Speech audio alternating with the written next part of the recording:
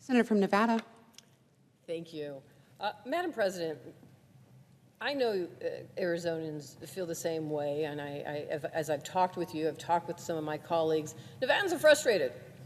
Time and again over the last 2 decades, they've seen Congress work towards much-needed legislation on immigration only for reasonable, bipartisan agreements to fall apart because someone is playing politics.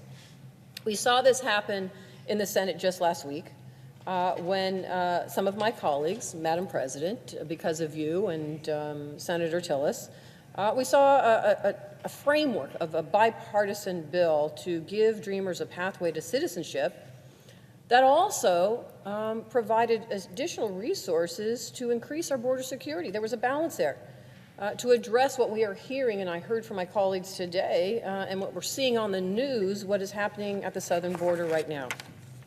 But just as we seem to be closing in on a deal, it unfortunately fell through once more.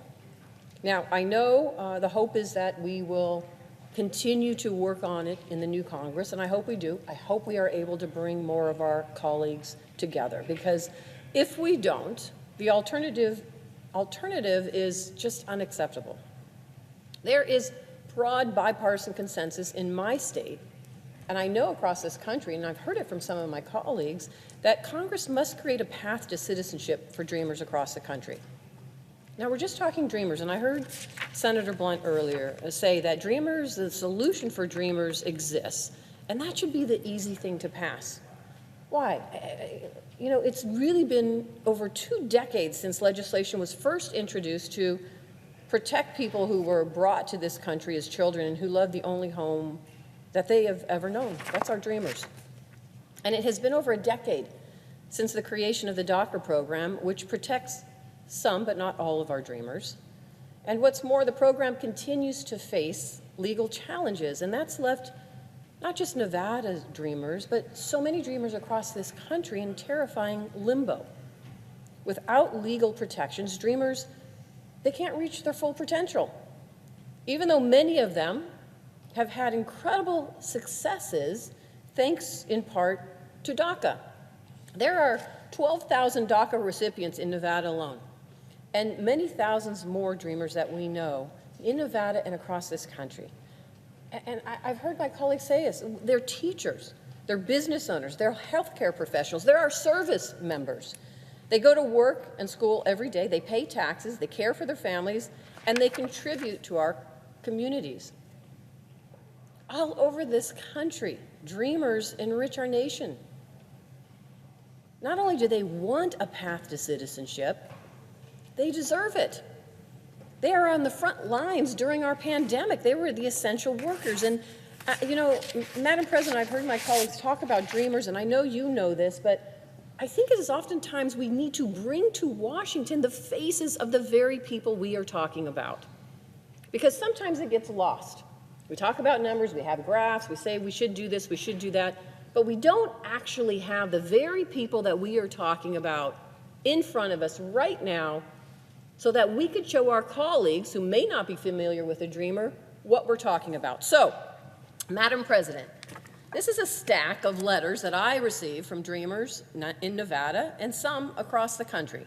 And I want to bring attention to some of these Dreamers that I know that have sent me letters, because this is truly why we should be working on, at the very least, legislation that focuses on moving the ball forward when it comes to our Dreamers.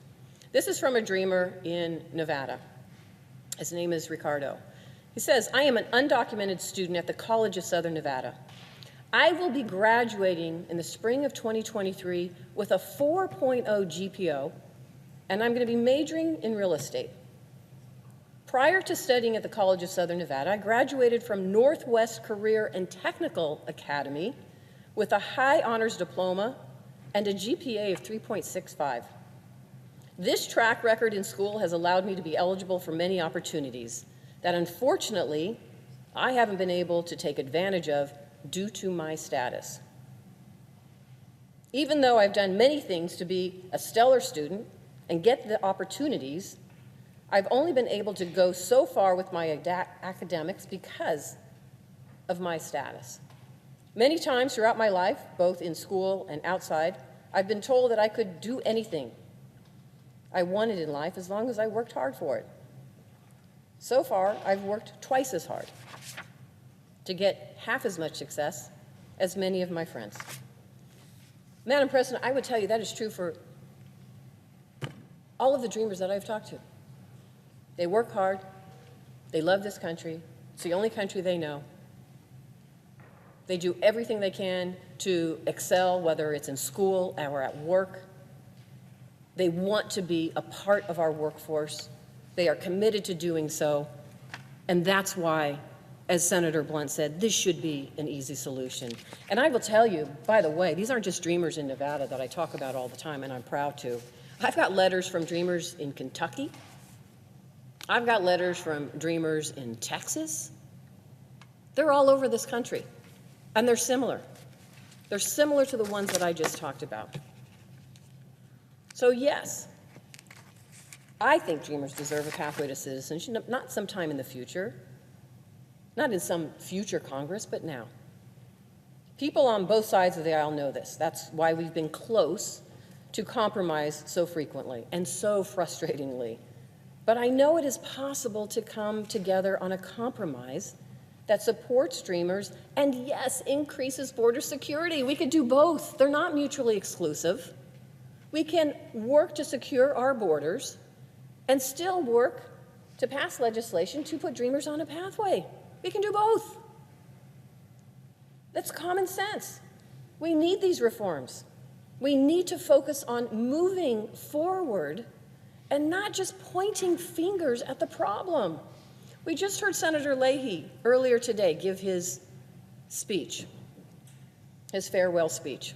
And in it, he talked about the importance of us not only working together to come to compromise, but he talked about that we've got to stop finger pointing. We've got to stop finger pointing to the problem for political advantage and start pointing the way to a solution. And that's what this needs now. This is the moment for all of us come together to really find the solution here at the end of the day, to get in a room and have common sense legislation that moves this issue forward. Because the truth is that there's no need for us to face one crisis after another on our southern border. Congress's role, and believe me, this is Congress's role, is to solve this problem by working together. But partisan finger-pointing and blame games keep us from getting it done. I know, I just came off an election cycle. I know. I can tell you, my opponent, instead of coming up with a solution, all he wanted to do was point to the border. But I'll tell you, I wasn't sent to Congress. I wasn't sent here to just point blame, identify the problem, and do nothing about it. We are sent here to solve problems, and these aren't easy issues. That's why it requires us to work together. And Madam President, I have to thank you because of your willingness to reach across the aisle, to recognize, and you recognize this, the importance of working together to solve problems. And that's why I have hope that we can still get this done. Because hearing from some of my colleagues today, I agree with them. There's problems at the border. We got to fix it. I know it. I was Attorney General for 8 years in my state. You know, one of the issues I worked on, even though I wasn't a border state, the border and the southern border. Because we had drug trafficking issues. We had human trafficking issues, money laundering, weapons trafficking that bled into my state because of what was happening at the border. So my focus has always been, yes, putting those resources at the border to address those issues, including the fentanyl that's coming across the border now. And we can do that and still address an issue for so many dreamers who are already here, living in our communities, who want to be an essential part of our workforce. And why is that important? Because right now, we have seen such an incredible change in America and across the world since the outbreak of this COVID-19 pandemic. During that time, workers retired, immigration slowed, and labor markets tightened as a result. This country needs workers in industries from the tech sector to agriculture to home health care and child care, and we need them badly. And here's what I know, and we all know this, that according to the Department of Labor, the U.S. has a labor shortfall of roughly 3.5 million people. This is our workforce. If we were to pass this pathway for citizenship for so many, this is part of our essential workforce. They're already here. We are feeling this workforce shortfall in Nevada. I hear it across the country from my colleagues when we talk. Every week I hear from business owners in Nevada who tell me about their struggle to find employees. Comprehensive immigration reforms would let us welcome workers in a way that benefits our society and our economy and treats those who want to come to America with dignity. And yet we're not enacting them. The last time Congress passed comprehensive immigration reform was when Ronald Reagan was president. That's ridiculous.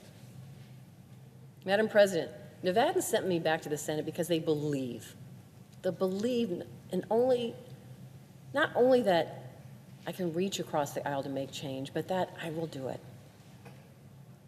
They've seen me do it before. They know I will work with anyone who's willing to come to the table. But we need serious action. And I hope my colleagues, whether they're in my party, they're nonpartisans, or they are Republicans, are willing to come to the table to find that solution. We need that willingness to work together and to act on issues like Dreamers, like border security. I know my colleague from Texas who is here is going to talk about that. I agree with him. But we can do both. We can do both and do right by so many and move this country forward. As long as I'm in the Senate, I'm going to be a voice for Dreamers because they are part of the fabric of Nevada in this country. I will work with anyone to fix our broken immigration system and make sure we can keep our borders secure. Madam President, thank you very much, and I yield my time.